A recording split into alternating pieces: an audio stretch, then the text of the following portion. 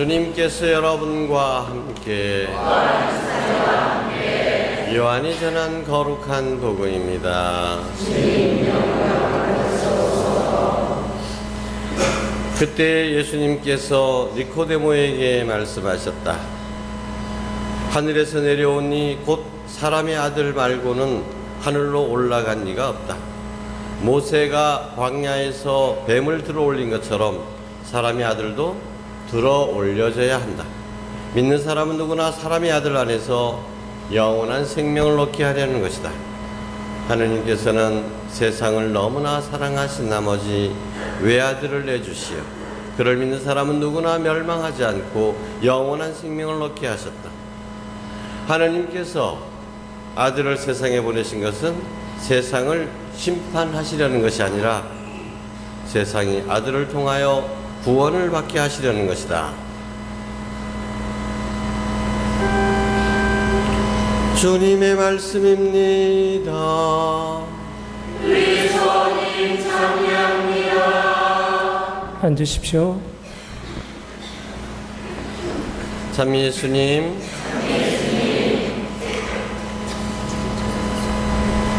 네, 오늘은 십자가 현양 주일입니다. 여러분들은 십자가를 좋아하십니까? 정말요? 한편으로 좋아하는 것도 같아요. 방에도 걸어놓고 벽에도 걸어 집집마다 몇 개씩 있고 어떤 사람들은 십자가를 목걸이를 해서 걸기도 하고 그러니까 그런 거 보면 십자가를 좋아하는 것 같아. 그러나 일상생활에서 십자가가 주어질 때 어떻게 합니까? 아이고, 나 무슨 거 잘못한 하느님이 나한테 영이 큰 십자가 좀 신고, 내가 무슨 거 잘못한 영임 신고, 아니면 내가 뭘 잘못했길래 이런 일이 일어났을까? 모두 너무나 큰 십자가를 지고 가게 될 때는 하느님한테 원망도 하고 또 어떤 때는 타협도 합니다. 하느님, 이 십자가만 없애주시면 나 매일 미사 없구다, 11조 바치구다, 크게 뭐 없구다 하고 타협도 하기도 합니다. 이건 무엇을 말하는 것입니까? 어떤 사람은 심지어 기도를 하려면 겟세마니 동산에서 하신 예수님의 기도가 돼야 된다. 어떻게 기도하셨어요? 아버지, 제 뜻대로 하지 마시고 아버지의 뜻대로 하소서, 이렇게 해야 된다. 그렇게 배웠는데 그렇게 기도하려면 겁난다는 거예요. 그거 뭐 기도하다 십자가 팍 줘버리면 어떡해요? 겁난다. 이런 거 보면 분명히 우리가 십자가를 좋아하는 건 아닙니다. 십자가 받고 싶은 사람 손 들어보십시오. 야, 왜 이럴까요? 근데 선물 받고 싶은 사람 손 들어보십시오 하면 다 그냥 뭐 당연히 받고 싶죠. 근데 십자가는 우리가 다 원하지 않는다라는 겁니다. 두려워합니다. 이건 인간의 본성상 어쩔 수 없는 것이라고도 할 수 있겠죠. 근데 왜 우리가 십자가를 이렇게 두려워하고 피하려고 하는 것일까요? 그것은 십자가를 고통으로만 생각하고 실패로만 생각하기 때문입니다. 물론 십자가에는 고통의 면이 있죠. 실패라는 측면이 있습니다. 그러나 십자가가 고통과 죽음과 실패를 뜻하는 것이라면 우리가 그것을 방에다가 걸고 내 목에다가 걸고 다닐 이유가 뭐 있겠습니까? 우리 신자들의 문제는 바로 거기에 있는 것입니다. 십자가를 바라보면서 십자가는 예수님의 순환터요, 예수님의 실패의 장소다. 예수님께서 하느님 나라를 선포하시다가 결국은 붙잡혀서 십자가에 처형되셨다. 처형된 장소로만 보는 것입니다. 십자가에 달리신 예수님을 그렇게만 바라본다면 예수님은 실패한 예수입니다. 그렇다면 예수님은 더 이상 우리의 주님이요 그리스도가 될 필요가 없습니다. 우리가 예수님을 믿을 이유가 없는 겁니다. 왜 실패한 예수를 믿습니까? 아, 그래. 2000년 전에 말이야, 팔레스타인 지방에 기가 막힌 가르침을 준 그 청년이 있었대. 어떤 가르침을 줬냐면 말이야, 원수까지 사랑하라 그랬대. 아이고, 야, 오른뺨 맞으면 왼뺨까지 내놓으라 그랬대. 사람이 머리에서 어떻게 그런 가르침을, 야, 대단한 사람이다. 그래. 근데 그 사람 어떻게 됐어? 잡혀 죽었어. 아, 그랬구나. 역사에 이름난 스승일 수는 있습니다. 그러나 우리의 주님 그리스도는 아닙니다. 그렇게 믿을 이유가 없죠. 그렇게 따를 이유가 없습니다. 더구나 지금 우리 순교자 성호를 지내고 있는데 목숨까지 그 사람을 위해서 바쳐? 말도 안 되는 소리예요. 어리석은 짓이죠. 멍청한 짓입니다. 그런데 왜 우리가 십자가에 달리신 예수님을 주님으로 모십니까? 그것은 십자가에 처형되셨지만 그래서 그것으로 실패한 것이 아니라 어떻게 해요? 그 죽음마저도 이기시고 부활하시기 때문입니다. 그래서 십자가는 처형틀이 아니라 우리에게 있어서는 사형대가 아니라 뭡니까? 승리의 상징인 것입니다. 우리 신자들은 십자가를 바라보면서 십자가에 달리신 예수님의 고통의 양을 헤아리기에 바쁩니다. 우리 예수님 나 때문에 저처럼 십자가에 매달리셨다 그러는데 아이고 미안해요. 어떠해요? 얼마나 힘드셨을까? 얼마나 아프셨을까? 가시관에 콱 찔렸을 때 아이고 얼마나 아팠을까? 쾅쾅 못을 박을 때 아이고 얼마나 아팠을까? 그런데 예수님의 그러한 고통을 묵상하고 나면 여러분 마음에 무엇이 생깁니까? 미안함.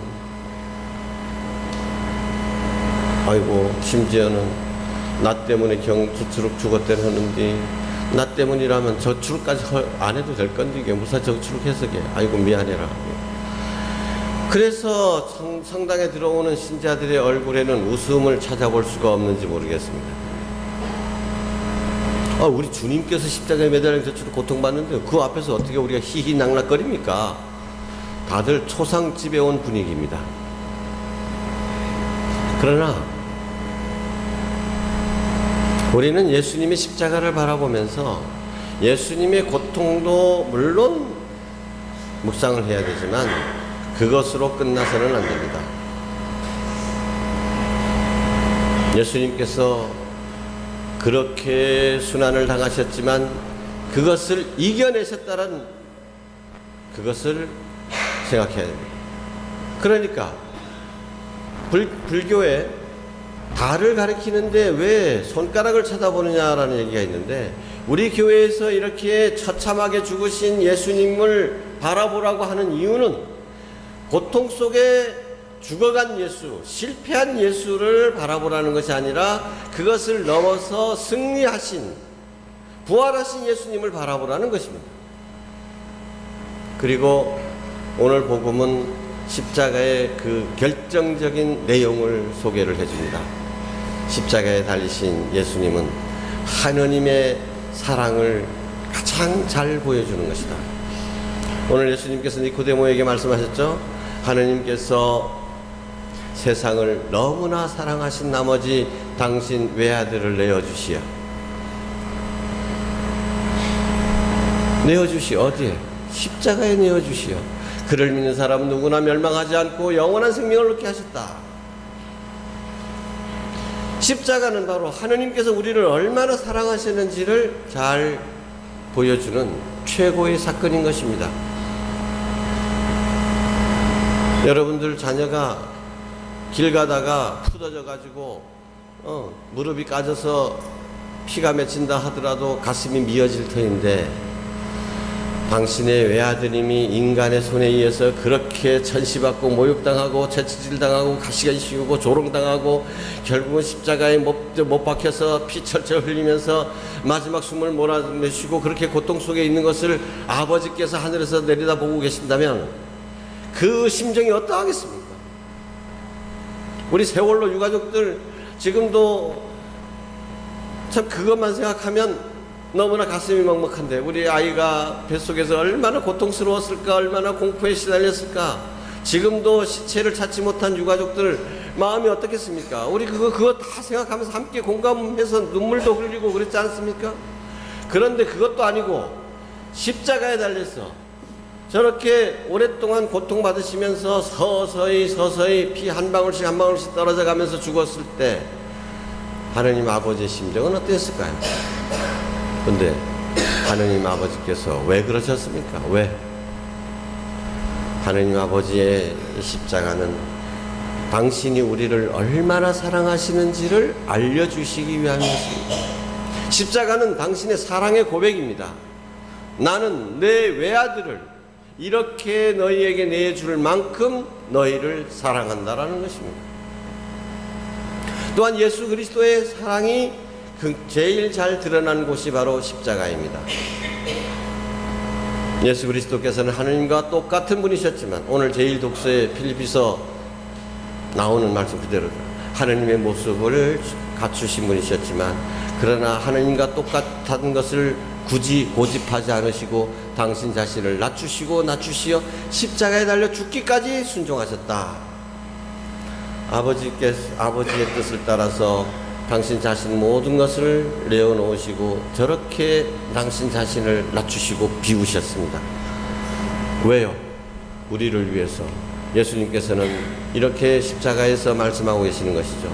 너를 위해서라면, 다시 필요하다면, 다시 한번 십자가에 못 박힐 만큼 너를 사랑한다. 십자가를 바라보면서 이제 우리는 예수님의 사랑을 보아야 합니다. 하느님 아버지의 사랑을 보아야 합니다. 그러면 십자가는 우리에게 빛으로 다가옵니다. 용기로 다가옵니다. 희망으로 다가옵니다. 치유로 다가옵니다.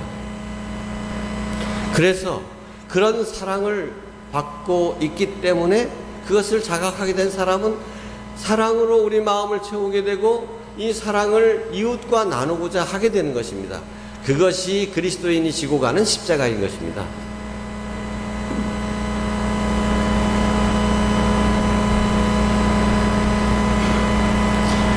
원래 이 축일은 역사적인 사실과 연관이 되어 있습니다. 그리스도교가 300년 동안 박해를 받았습니다. 그러다가 이제 콘스탄티누스 황제가 로마를 통일하면서 종교 자유 명령을 내리죠. 그것을 밀라노 칙령이라고 합니다.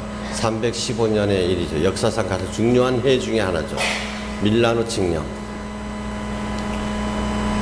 그런데 이 콘스탄티누스가 로마의 황제가 될 때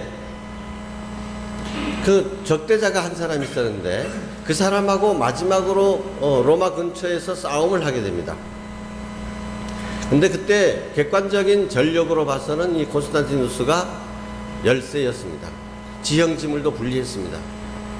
뭐 이순신만큼 그렇게 막 절대적으로 열세는 아니었습니다만은, 그런데 이걸 도대체 어떻게 싸워야 승리를 거둘 수 있을까 하고 근심하고 있었는데 전투를 앞두고 그날 밤에 꿈을 꿨습니다.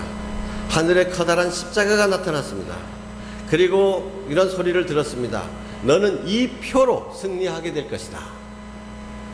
그래서 잠에서 깨어난 이 콘스탄티누스는 모든 병사들에게 갑옷에다가 십자표를 그리게 합니다. 그리고 방패마다 다 십자가를 그리게 합니다. 그리고 전투에 나가는데 정말 대승을 거두게 된 것이죠. 그래서 로마를 통일하게 되었고 로마의 황제가 됐습니다. 그때 로마 제국이 너무나 컸기 때문에 로마는 더 이상 제국의 중심이 아니라 너무나 불편히 한쪽으로 서쪽으로 치우쳐졌어요.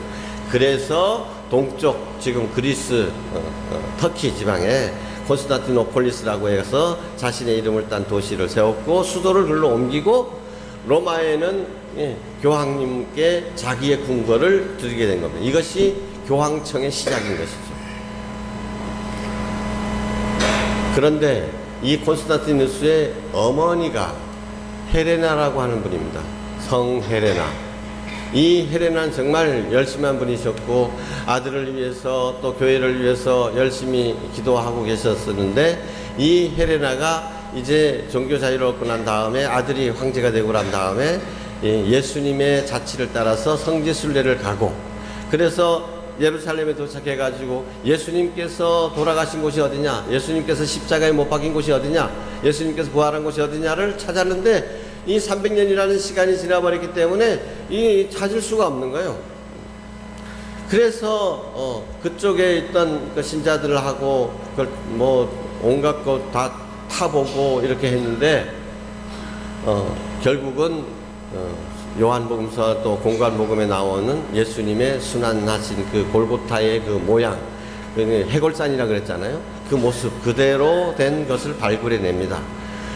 그래서 이제 그러면 이곳이 맞는가 보다 그랬는데, 거기서 또 십자가 3개를 발견했다고 합니다. 이게 예수님께서 매달린 십자가로구나. 근데 3개 중에 어느 개가 진짜 예수님이 달린 건지 강도가 달린 건지를 알 수가 없었어요. 그런데 마침 그 근처에 상녀가 지나가고 있었다 그럽니다. 그래서 그 상녀를 불러들여 가지고 그 십자가에 차례차례 그 시신을 댔는데, 결국 마지막 3번째 그 십자가에 시신을 갖다 댔을 때 죽었던 사람이 다시 살아났다. 믿거나 말거나. 근데 역사책에 기록되어 있는 전설입니다, 이게. 그래서 이 십자가가 진짜 예수님이 달렸던 십자가로구나 해가지고, 글쎄 제가 보기엔 300년 지난 땅속에 묻혀 있는지 나무가 그대로경 있었는지 없었는지 저로서는 잘 모르겠습니다만, 어쨌든 책에서 그렇게 말합니다. 그래서 그 십자가가 진짜 예수님 달리신 십자가로구나 해서 그걸 발견했고, 그 자리에 지금도 그 흔적을 찾아볼 수 있는 커다란 주님의 무덤 성당을 거기다 짓게 되는 겁니다. 무덤이 바로 옆에 있었다 그랬잖아요. 그 십자가를 발견한 날을 기념해서 오늘 십자가 현양 대축일을 지내게 되는 것입니다. 여러분, 주님께서는요, 우리에게 은총을 주실 때 반드시 십자가로 포장을 해서 주십니다. 여러분, 이번 택배 많이 받아보셨죠? 자, 택배 받으면은 택배 겉에 뭐 정말 예쁜 그림들이 있고 멋있는 사진들이 있고, 그러면 속에 내용이 좋겠구나 기대를 하시죠. 그런데 주님께서 우리에게 은총을 택배로 보내시는데, 택배 포장지가 완전히 십자가라. 근데 사람들은 십자가를 보고 아이고 안 받으려고 그래. 수신 거부. 이거 어떤 안 받으면 안 됐구가. 이거 어떤 하나님한테 돌려줘 없어.